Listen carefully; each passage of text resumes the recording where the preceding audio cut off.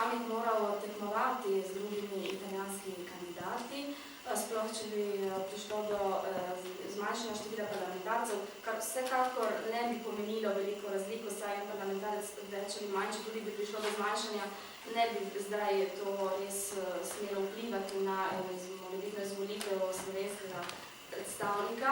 Mislim, da je naša naloga ta, da zagotovimo to izvolitev, da temu vprašanju posvečamo čim večjo pozornost, saj bi zagotovljena izvolitev slovenskega predstavnika pomenila pogled v prihodnost in ne v preteklost. Zato si bom z vsemi svojimi močmi prizadeval, da to dosežemo. Seveda ne morem zagotoviti ničesar, ampak bil bom bitko in upam, da bomo zmagali.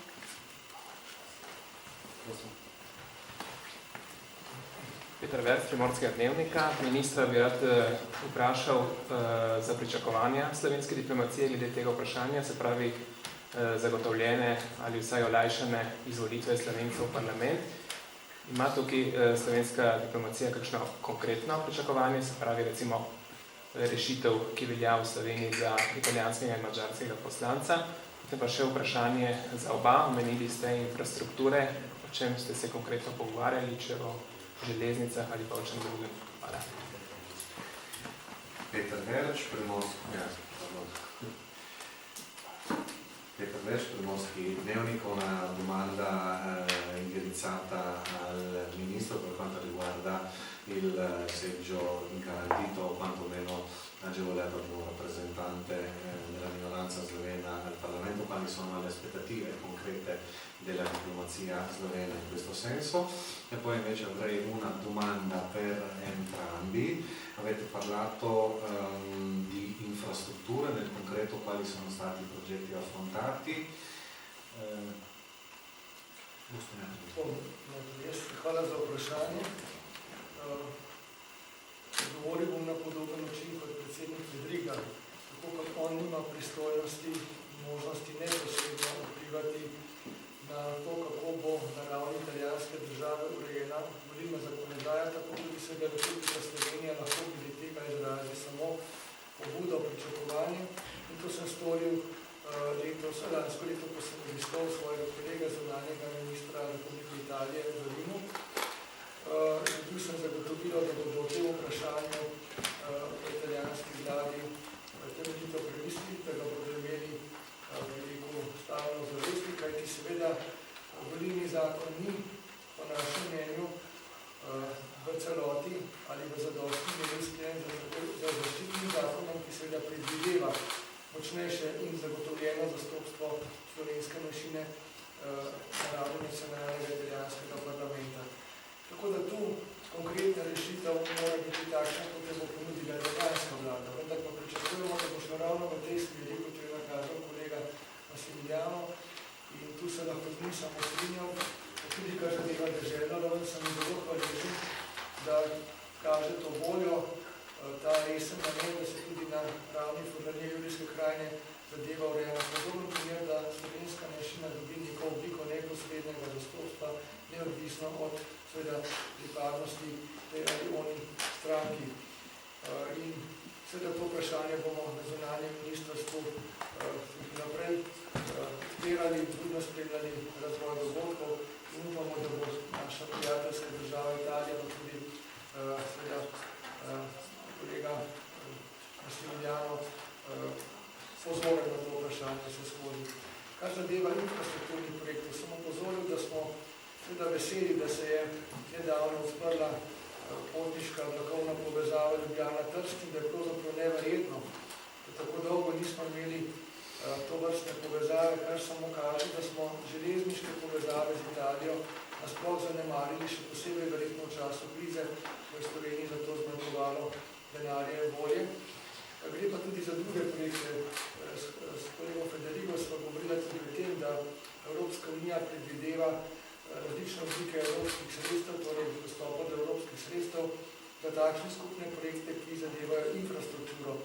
In o teh stvareh bo veljalo razmisliti, na te zadeve večkrat že upozorila tudi naša evropska komisarka Violeta Bulc, tako da verjamem, da bo pristojna ministrica na naši ravni, pa tudi slovenska vlada na te potencijale pozorna, kajti moramo izkoristiti evropska sredstva in dobro voljo na obeh stranih meje, ki je hvala Bogu odprta, da bomo tudi skupnimi močmi, sinergijami prišli do boljše infrastrukture, kar pomeni boljši turistični pretok, boljši pretok, kot je rečeno, kapitala, storitev, pa tudi še lažje čezmejno sodelovanje in več turizma v obeh smeri.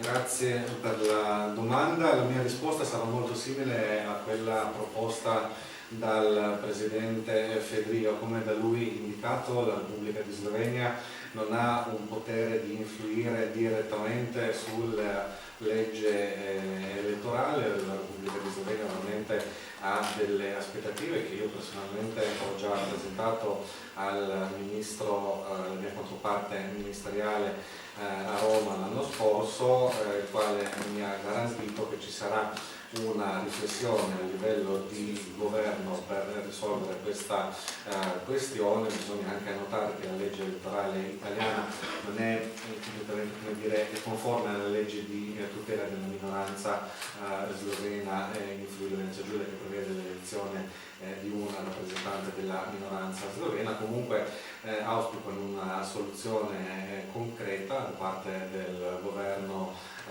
italiano, quindi sono d'accordo con quanto proposto dal Presidente Fedriga e sono anche molto lieto che il Presidente Fedriga abbia espresso la volontà di risolvere questa questione anche a livello regionale, auspicando una soluzione che non preveda l'appartenenza a un partito piuttosto che ad un altro. Il Ministero degli Affari Esteri sloveno guarderà a questa questione e la tratterà e seguirà gli eventuali sviluppi e auspichiamo che anche l'Italia faccia lo stesso, ma sono sicuro che il mio collega Massimiliano farà grande attenzione a questa così come lei ha già detto. Per quanto riguarda le infrastrutture, abbiamo discusso della recente riattivazione del collegamento ferroviario passeggeri tra Lubiana e Trieste e ci siamo detti appunto che è incredibile che questo collegamento non sia stato riattivato prima. L'abbiamo trascurato noi della Repubblica di Slovenia, soprattutto nel periodo di crisi, quando non c'erano le risorse per riattivarlo, forse anche una certa mancanza di volontà. Abbiamo discusso anche di altri tipi di progettualità. Abbiamo evidenziato entrambi che l'Unione Europea mette a disposizione delle risorse per la realizzazione di progettualità inerenti al settore delle infrastrutture. Su questo argomento qualcosa è stato detto anche dalla commissaria europea slovena, la dottoressa Violeta Bulc, che mi ha riferito queste cose. Il nostro ministro sarà molto attento a seguire questa questione al fine di a portare in questa regione, una regione al di qua e al di là del confine che per fortuna è aperto, contraddistinto dalla volontà di creare delle sinergie per migliorare i collegamenti al fine di agevolare un miglior flusso di passeggeri, di servizi e di beni anche in chiave turistica. Diventerei ripetitivo, è stato riassunto in modo puntuale quanto ci siamo detti, con il passaggio da rimarcare e anche per quello sviluppo economico e turistico le infrastrutture sono fondamentali, quindi non esistono più compatti isolati dove o facciamo infrastrutture o puntiamo sul turismo o puntiamo sulla cultura o portiamo sullo sviluppo economico. Bisogna essere in grado di fare parlare tutte queste competenze fra di loro e per questo il comitato permanente serve proprio a questo, guardare situazione per situazione però nel suo complessivo, senza ragionare per comparti stagni che rischia altrimenti di non farci raggiungere i risultati che auspichiamo.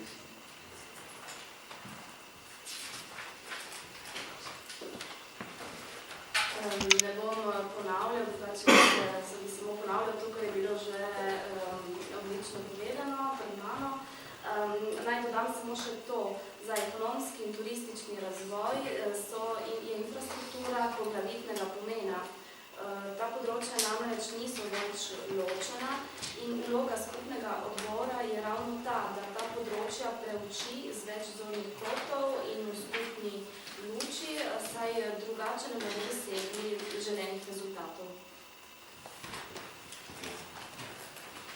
Mogoče še Hvala lepa. Hvala lepa.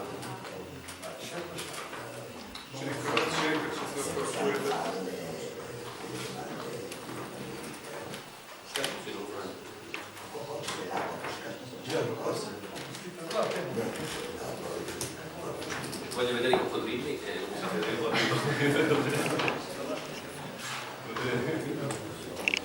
Voglio essere la cittadina così qualità italianski programmi per la Copa Skandinavia. Jaz sem najprej hotel vprašati ministra Cerarja, vi ste večkrat omenil princip recipročnosti, ko se govori o manjšinah.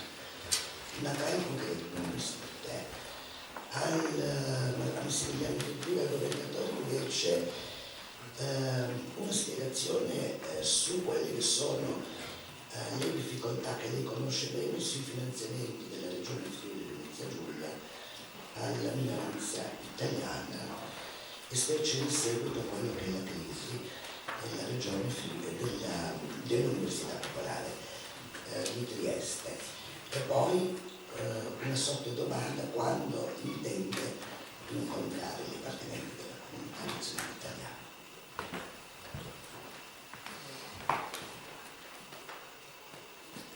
Buongiorno a tutti, avrei una domanda innanzitutto per il Ministro signor Cerar. Lei ha spesso menzionato il principio di reciprocità per quanto riguarda le minoranze nazionali nei due paesi. Cosa pensa in concreto con questa dizione? Imam še vprašanje za guvernerja dežele Furlanije Julijske krajine, če nam lahko razloži, kaj se je pravzaprav zgodilo s financiranjem strani dežele Furlanije Julijske krajine italijanske narodne skupnosti v Sloveniji. To pa še zlasti po krizi Ljudske univerze v Trstu. Drugo podvprašanje, ki je vezano na to, pa je sledeče: kdaj se nameravate srečati s predstavniki italijanske narodne skupnosti v Sloveniji? Torej, načelo recipročnosti je nek ideal, kateremu je treba težiti, ko se pač primerja obravnava narodnih in drugih manjšin v različnih državah, vendar pa je treba pri izvedbi tega principa upoštevati specifike vsake države, tako zgodovinske, tako geografske, tako bi rekel, druge, ki zadevajo te konkretne manjšine. Tako da tu mi ne postavljamo pred Italijo neke ostre zahteve po doslednji recipročnosti. Gre za recipročnost, ki jo pričakujemo v pozitivnem odnosu do naše manjšine, v smislu, da se Italija v okviru svoje ureditve potrudi po najboljših močeh, da omogoči naši manjšini tiste ključne pravice in tisti status, ki seveda danes po modernih standardih vsaki manjšini pripada in ki še posebej na nek način po zakonodaji, po medsebojnih sporazumih pripada naši manjšini v Italiji. Tako kot se tudi mi na drugi strani na naš način trudimo, da zagotovimo te pravice. Tako da govorili smo o reprezentanci na ravni parlamenta, na ravni dežele, govorili smo o svobodi medijev, o možnosti, da uveljavljajo naša manjšina svojo kulturo, da se vpeti v gospodarski prostor in tako dalje. To so tiste pravice in vrednote, ki jih zagovarjamo in seveda pa pripuščamo, da Italija na svoj način, vendar v drugi, ki sem ga omenil, v čim večji možni meri realizira te pravice. Grazie per la domanda. Il principio di reciprocità è un ideale al quale dobbiamo tutti noi tendere quando parliamo di minoranze nazionali o di altro tipo in questo o in quell'altro Stato. Per quanto riguarda l'implementazione deve tenere conto poi delle specificità di natura storica, geografica e di altra natura. È chiaro che noi all'Italia non richiediamo una severa applicazione, una stringente applicazione del principio di reciprocità, ma basiamo la nostra richiesta sul rapporto positivo che la Regione Friuli Venezia Giulia e l'Italia hanno nei confronti della minoranza slovena in Italia.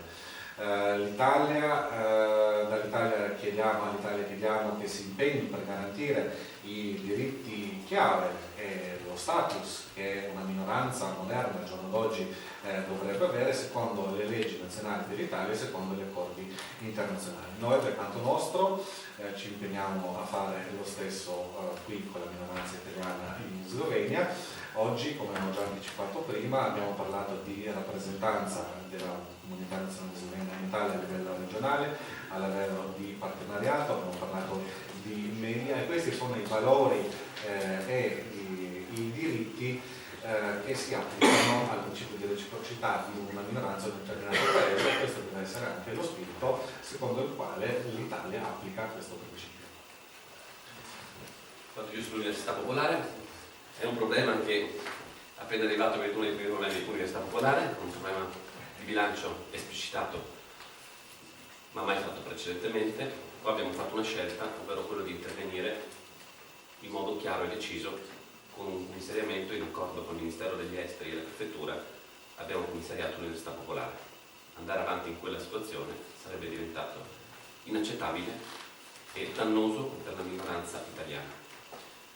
Credo poi che in questo processo di commissariamento bisognerà pensare anche a una riforma dello Statuto e in secondo luogo a una riformulazione delle modalità di finanziamento. Perché se posso capire la logica dei bandi rispetto a dei progetti che siano utili o non utili, non voglio entrare nel merito, altrimenti io devo garantire l'ordinario. Il funzionamento ordinario, se non c'è quello, non ci sono i progetti, per belli che siano, perché manca semplicemente la vita quotidiana di un'associazione. E quindi ho dato, per quanto mi riguarda, ovviamente per quanto mi compete, questa indicazione all'Università Popolare che possa andare in questa direzione e ritrovare finalmente una normalità, un'opportunità che in dubbio ci sia, ma se continuava ad andare nel modo in cui l'abbiamo trovata rischiava di scomparire. Mi scuso per la tosse, ma a casa mia è un lazzaretto e moglie malati, figli malati ovviamente, che non potevo mancare nessuno.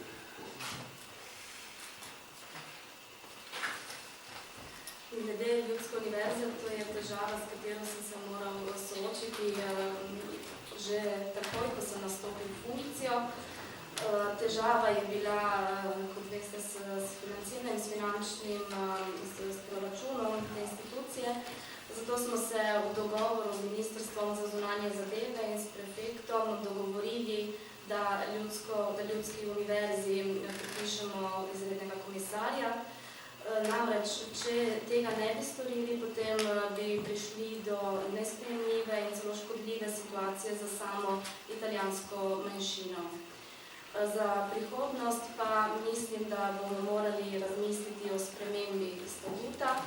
Verjetno bo treba tudi vnovič razmisliti o načinu sofinanciranja te institucije. Ne mislim samo na projekte, tukaj se ne bom spuščal v podrobnosti, ali so ti koristni ali ne, mislim predvsem na redno delovanje. Komisarju sem dal tudi to navodilo instituciji sami, naj si za prihodnje zaviha rokave in razmisli, kako se lahko stanje izboljša. Drugače, če bi vse pustili tako, kot je bilo, ko smo mi prišli, bi ta institucija zagotovo izginila.